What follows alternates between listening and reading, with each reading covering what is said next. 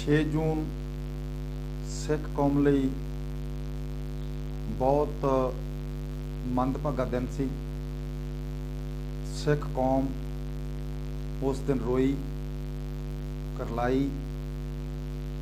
ਬੱਚਿਆਂ ਬੀਬੀਆਂ ਨੇ ਦਹਾੜਾ ਮਾਰਿਆ, ਭਾਰਤ ਸਰਕਾਰ ਨੂੰ ਰੋਇਆ ਪਿੱਟਿਆ ਤੇ 6 ਜੂਨ ਨੂੰ ਇੰਡੀਆ ਦੀ ਸਰਕਾਰ ਨੇ ਸਾਡਾ ਪੁਰਾਣਾ ਤੋਂ ਪਿਆਰਾ ਅਕਾਲ ਤਖਤ ਢਾਹ ਦਿੱਤਾ।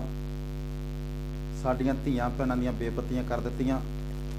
ਸੰਤ ਜਰਨੈਲ ਸਿੰਘ ਭਿੰਡਰਾਂਵਾਲਿਆਂ ਨੂੰ, ਭਾਈ ਅਮਰੀਕ ਸਿੰਘ, ਜਨਰਲ ਸ਼ਵੇਕ ਸਿੰਘ, ਬਾਬਾ ਠਾਰਾ ਸਿੰਘ ਸਮੇਤ ਸਾਡੀ ਜਿਹੜੀ ਉੱਪਰਲੀ ਸਾਰੀ ਸਿੱਖ ਲੀਡਰਸ਼ਿਪ ਨੂੰ ਭਾਰਤੀ ਫੌਜ ਨੇ ਦਰਬਾਰ ਸਾਹਿਬ ਵਿੱਚ ਦਾਖਲ ਹੋ ਕੇ ਸ਼ਹੀਦ ਕਰ ਦਿੱਤਾ।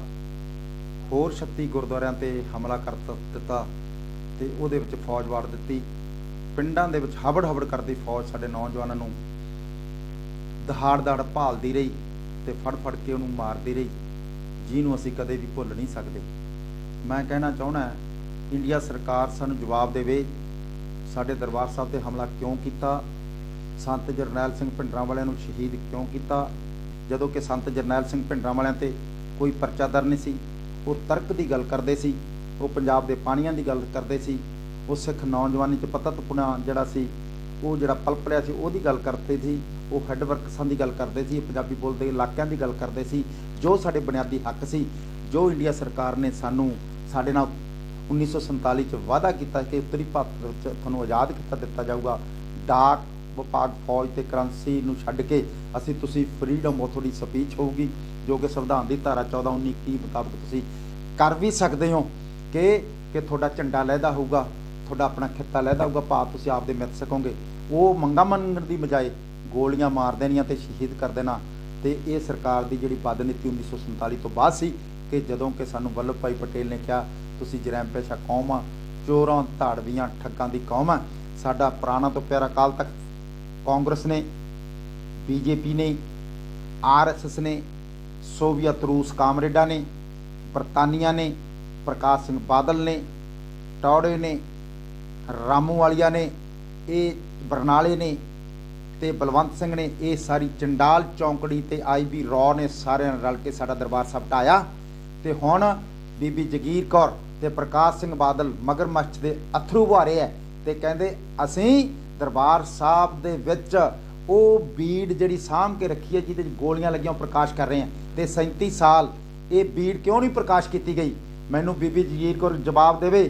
ਜਦੋਂ 6 ਜੂਨ ਅਕਾਲੀ ਦਲ ਅੰਮ੍ਰਿਤਸਰ ਨੇ ਮਨਾਉਣੀ ਸ਼ੁਰੂ ਕੀਤੀ ਤੇ ਸਾਨੂੰ ਪ੍ਰਕਾਸ਼ ਸਿੰਘ ਬਾਦਲ ਤੇ ਇਹਦੀ ਜੁੰਡਲੀ ਸਾਨੂੰ ਦਰਬਾਰ ਸਾਹਿਬ ਦੇ ਵਿੱਚ ਅਰਦਾਸ ਨਹੀਂ ਸੀ ਕਰਨ ਦਿੰਦੀ। ਜਦੋਂ ਅਸੀਂ ਅਰਦਾਸ ਕਰਨ ਜਾਂਦੇ ਸੀ ਸਾਨੂੰ ਪੁਲਿਸ ਪ੍ਰਕਰਮਾਂ 'ਚ ਕੋਈ ਫੜ ਕੇ ਲੈ ਜਾਂਦੀ ਸੀ ਤੇ ਉਸ ਤੋਂ ਅਸੀਂ ਚੈਲੰਜ ਕਰ ਦਿੱਤਾ। ਬੀਬੀ ਜਗੀਰ ਕੌਰ ਪ੍ਰਧਾਨ ਸੀ ਕਿ ਅਸੀਂ ਐਤਕੀ ਅਰਦਾਸ ਅਕਾਲ ਤਖਤ ਤੇ ਕਰਨੀ ਹੈ। ਅਸੀਂ ਇਹਨਾਂ ਤੋਂ ਮੰਗ ਵੀ ਕੀਤੀ ਕਿ ਤੁਸੀਂ 6 ਜੂਨ ਮਨਾਓ ਸ਼ਹੀਦਾਂ ਦੇ। ਅਸੀਂ ਮੰਗ ਕਰਦੇ ਰਹੇ ਤੇ ਸਾਨੂੰ ਫੜਦੇ ਰਹੇ। ਅਸੀਂ ਸਾਡਾ ਦਫ਼ਤਰ ਸੀ ਉੱਥੇ ਅਕਾਲੀ ਦਲ ਅੰਮ੍ਰਿਤਸਰ ਦਾ, ਉੱਥੇ ਅਸੀਂ ਅਖੰਡ ਪਾਠ ਪ੍ਰਕਾਸ਼ ਕੀਤਾ 6 ਜੂਨ ਦਾ। 4 ਜੂਨ ਨੂੰ ਅਸੀਂ ਪ੍ਰਕਾਸ਼ ਕੀਤਾ, 6 ਜੂਨ ਨੂੰ ਭੋਗ ਪਾਉਣਾ ਤੀ। ਸਾਰੀ ਕੌਮ ਨੂੰ ਕਹਿ ਕੇ ਅਰਦਾਸ ਕਰਾਂ ਅਕਾਲ ਤਖਤ ਤੇ। ਇਹਨਾਂ ਨੇ ਬੀਬੀ ਜਗੀਰ ਕੌਰ ਨੇ ਸਾਡਾ ਦਫ਼ਤਰ ਢਾਹ ਦਿੱਤਾ। ਸਿਮਰਜੀਤ ਸਿੰਘ ਮਾਨ ਨੂੰ ਗ੍ਰਿਫਤਾਰ ਕਰ ਲਿਆ, ਪ੍ਰੋਫੈਸਰ ਸੁਖਜਿੰਦਰ ਸਿੰਘ ਨੂੰ ਗ੍ਰਿਫਤਾਰ ਕਰ ਲਿਆ ਤੇ ਅਸੀਂ 11 ਬੰਦੇ, ਜਿਹਦੇ ਵਿੱਚ ਮੈਂ ਅਸੀਂ ਅਗਵਾਈ ਕਰਕੇ ਸਭ ਤੋਂ ਪਹਿਲਾਂ ਜਾ ਕੇ ਅਕਾਲ ਤਖਤ ਤੇ ਅਰਦਾਸ ਕੀਤੀ। ਉਸ ਵੇਲੇ ਇਹ ਅਕਾਲ ਤਖਤ ਤੇ ਅਰਦਾਸ ਨਹੀਂ ਕਰਨ ਦਿੰਦੇ ਸੀ, ਕਾਂਗਰਸ ਦੇ ਖਿਲਾਫ ਇਹ ਬੋਲਦੇ ਨਹੀਂ ਸੀ। ਹੁਣ ਵੀ ਜਦੋਂ ਇਹ ਹੁਕਮਨਾਮਾ ਜਾਰੀ ਕਰਦੇ 6 ਜੂਨ ਨੂੰ, ਇਹ ਅਕਾਲ ਤਖਤ ਦਾ ਜਿਹੜਾ ਜਥੇਦਾਰ ਹੈ, ਜਿਹੜਾ ਪ੍ਰਕਾਸ਼ ਸਿੰਘ ਬਾਦਲ ਦੇ ਲਿਫਾਫੇ 'ਚੋਂ ਨਿਕਲਦਾ ਤੇ ਸ਼੍ਰੋਮਣੀ ਕਮੇਟੀ ਦੀ ਪ੍ਰਧਾਨ ਜਿਹੜੀ ਪ੍ਰਕਾਸ਼ ਸਿੰਘ ਬਾਦਲ ਦੇ ਲਿਫਾਫੇ 'ਚੋਂ ਬੋਲਦੀ ਹੈ, ਜਦੋਂ ਹੁਕਮਨਾਮਾ ਜਾਰੀ ਕਰਦੇ ਅਕਾਲ ਤਖਤ ਤੋਂ, ਉੱਥੇ ਪਤਾ ਕੀ ਬੋਲਦੇ ਆ? ਹਿੰਦ ਹਕੂਮਤ ਨੇ ਸਾਡਾ ਅਕਾਲ ਤਖਤ ਢਾਹ ਦਿੱਤਾ। ਉੱਥੇ ਇੰਦਰਾ ਗਾਂਧੀ ਦਾ ਨਾਂ ਨਹੀਂ ਲੈਂਦੇ, ਉੱਥੇ ਕਾਂਗਰਸ ਦਾ ਨਾਂ ਨਹੀਂ ਲੈਂਦੇ, ਉੱਥੇ BJP ਦਾ ਨਾਂ ਨਹੀਂ ਲੈਂਦੇ, ਉੱਥੇ RSS ਦਾ ਨਾਂ ਨਹੀਂ ਲੈਂਦੇ, ਉੱਥੇ ਬਜਰੰਗ ਦਲ ਦਾ ਨਾਂ ਨਹੀਂ ਲੈਂਦੇ, ਉੱਥੇ ਬਾਦਲ ਟੌੜੇ ਜਿਨ੍ਹਾਂ ਨੇ ਸਾਡਾ ਦਰਬਾਰ ਸਾਹਿਬ ਢਾਇਆ ਤੇ ਢਵਾਇਆ ਮਿਲੀ ਭੁਗਤ ਦੇ ਨਾਲ ਸਾਜ਼ਿਸ਼ ਕਰਕੇ, ਉਹਦੇ ਤੇ ਹੁਕਮਨਾਮੇ 'ਚ ਨਾਂ ਨਹੀਂ ਲੈਂਦੇ। ਹੁਕਮਨਾਮਾ ਵੀ ਕੌਮ ਨੂੰ ਗੋਲ ਮੋਲ ਕਰਕੇ ਕੌਮ ਦੀਆਂ ਅੱਖਾਂ ਵਿੱਚ ਘੱਟਾ ਪਾਉਣੇ ਆ। ਅਸੀਂ ਕਹਿੰਦੇ ਆ ਇਹ ਜਿਹੜੇ ਹੁਕਮਨਾਮੇ ਆ ਉਹਦੇ 'ਚ ਕਹੋ ਕਾਂਗਰਸ ਨੇ ਕੀਤਾ ਹੈ, BJP ਨੇ ਕੀਤਾ ਹੈ, RSS ਨੇ ਕੀਤਾ ਹੈ, ਬਾਦਲ ਨੇ ਕੀਤਾ ਹੈ, ਪੰਥ ਵਿਰੋਧੀਆਂ ਸ਼ਕਤੀਆਂ ਨੇ ਕੀਤਾ ਹੈ, IB ਨੇ ਕੀਤਾ ਹੈ, ਰਾਓ ਨੇ ਕੀਤਾ ਹੈ, ਕਾਮਰੇਡਾਂ ਨੇ ਕੀਤਾ ਹੈ, ਉਹਦੇ ਅਰਦਾਸ ਦੇ ਵਿੱਚ ਕਿਉਂ ਸਪਸ਼ਟ ਨਹੀਂ ਕਰਦੇ? ਤੇ ਇੱਥੋਂ ਤੱਕ ਕਿ ਸਾਡੀ ਤਾਂ ਦਰਬਾਰ ਸਾਹਿਬ ਦੇ ਵਿੱਚ ਇਹਨਾਂ ਨੇ ਦੋਹਰਾ ਪੜਨ ਤੇ ਪਾਬੰਦੀ ਲਾ ਦਿੱਤੀ ਹੈ।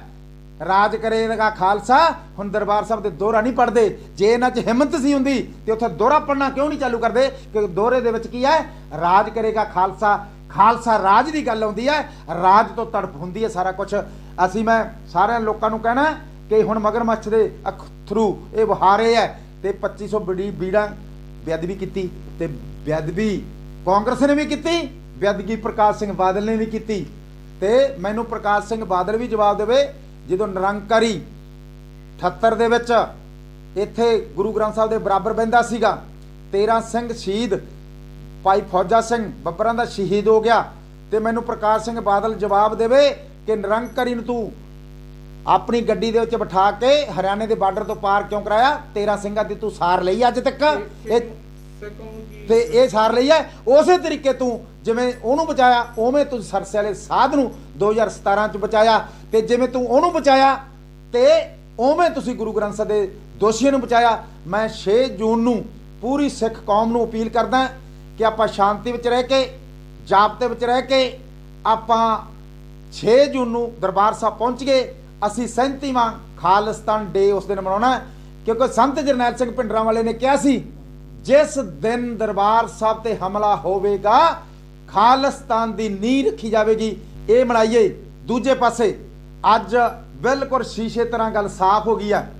ਜਿਹੜੇ ਕਾਮਰੇਡ ਸੋਚ ਦੇ ਬੰਦੇ ਸੀਗੇ, ਜਿਹੜੇ ਕਿਸਾਨ ਯੂਨੀਅਨ ਦੇ ਵਿੱਚ ਘੁਸਪੈਠ ਕਰਕੇ ਆਪਣੀ ਕਾਮਰੀ ਸੋਚ ਨੂੰ ਪ੍ਰਬਲ ਕਰਕੇ ਸਿੱਖੀ ਦੀ ਸੋਚ ਨੂੰ, ਗੁਰੂ ਗ੍ਰੰਥ ਸਾਹਿਬ ਦੀ ਸੋਚ ਨੂੰ ਤੇ ਖਾਲਸੇ ਦੇ ਝੰਡੇ ਵਾਲੀ ਸੋਚ ਨੂੰ, ਜਿਹੜੀ ਮਾਨਵਤਾਵਾਦੀ ਏਕਤਾ ਵਾਲੀ ਸੋਚ ਹੈ, ਜਿਹਨੇ ਜ਼ੁਲਮ ਨੂੰ ਨਾਸ਼ ਕੀਤਾ ਤੇ ਹੁਣ ਵੀ ਜ਼ੁਲਮ ਦਾ ਉਹ ਨਾਸ਼ ਕਰੂਗੀ ਤੇ ਸਰਬੱਤ ਦਾ ਭਲਾ ਮੰਗੂਗੀ, ਉਸ ਸੋਚ ਨੂੰ ਪ੍ਰਬਲ ਕਰਨ ਲਈ ਅੱਜ ਕਾਮਰੇਡਾਂ ਨੇ ਲਗਾਤਾਰ ਬਰਾਬਰ ਕੌਮ ਦੇ ਪ੍ਰੋਗਰਾਮ ਦਿੱਤੇ ਹੈ ਤੇ ਕਿਹਾ ਕਿ 5 ਜੂਨ ਨੂੰ ਅਸੀਂ ਕ੍ਰਾਂਤੀਕਾਰੀ ਡੇ ਵਜੋਂ ਦਿਵਸ ਵਜੋਂ ਮਨਾਉਣਾ ਹੈ। ਮੈਨੂੰ ਕਾਮਰੇਡ ਦੱਸਣ ਕਿ ਜੂਨ ਦਾ ਮਹੀਨਾ ਸਾਰਾ ਸਿੱਖ ਕੌਮ ਦੇ ਲਈ ਦੁੱਖਾਂ ਭਰਿਆ ਹੈ।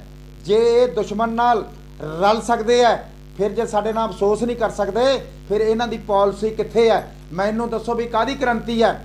ਇਹਨਾਂ ਨੂੰ ਮੈਨੂੰ ਦੱਸੋ ਕਦੇ ਇਦੋਂ ਪਹਿਲਾਂ ਇਹ ਕ੍ਰਾਂਤੀ ਡੇ ਤੁਸੀਂ ਮਨਾਇਆ?